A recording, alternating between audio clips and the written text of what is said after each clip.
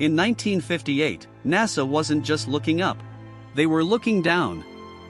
For nearly 2 decades, the space agency poured billions into Project Sealab and deep-crust sonar mapping. They wanted to know what lay in the Hadal Zone, the deepest trenches on Earth.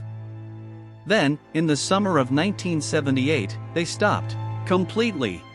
They handed their charts to NOAA, packed their oxygen tanks, and turned their back on the ocean forever. The official reason? Budgetary constraints and the logistical superiority of space exploration. Space exploration is more expansive. Then why they didn't stop it? You don't just walk away from 70% of your own planet because it's too expensive. You walk away because you're afraid. The rumors began with the blue signal. During a classified mapping of the Mariana Trench, a NASA-affiliated vessel dropped a high-frequency sonar array. They weren't looking for fish. They were looking for solid ground to build a base. The sonar didn't bounce off a canyon wall. It hit something metallic, something hollow, and then, it hit something that responded. The equipment recorded a sound that has never been released to the public. It wasn't a whale. It wasn't a tectonic shift. It was a broadcast. A warning in a language older than the continents themselves. Conspiracy theorists and ex-Navy whistleblowers claim that NASA didn't find a civilization in the way we think of it. They didn't find Atlantis. They found a territory. People believe they saw entities massive, gelatinous, and highly intelligent that have lived in the crushing pressure for millions of years. These abyssals don't use fire or electricity, they use biological light and gravity.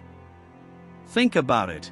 If you were a creature that lived in a world where the pressure would crush a steel tank like a soda can, what would you think of the fragile, soft-bodied monkeys floating on the surface?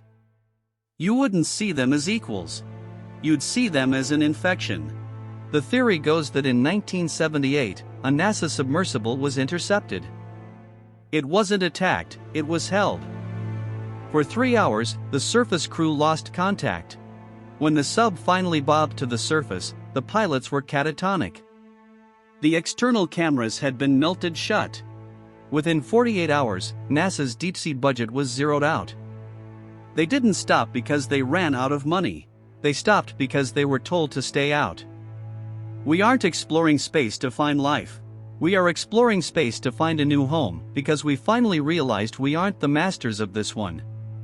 We share this planet with a neighbor that doesn't want to be disturbed.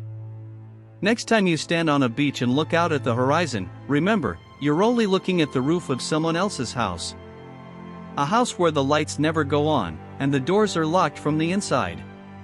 NASA is looking at Mars because Mars is empty. Mars is safe. The sea? The sea is occupied.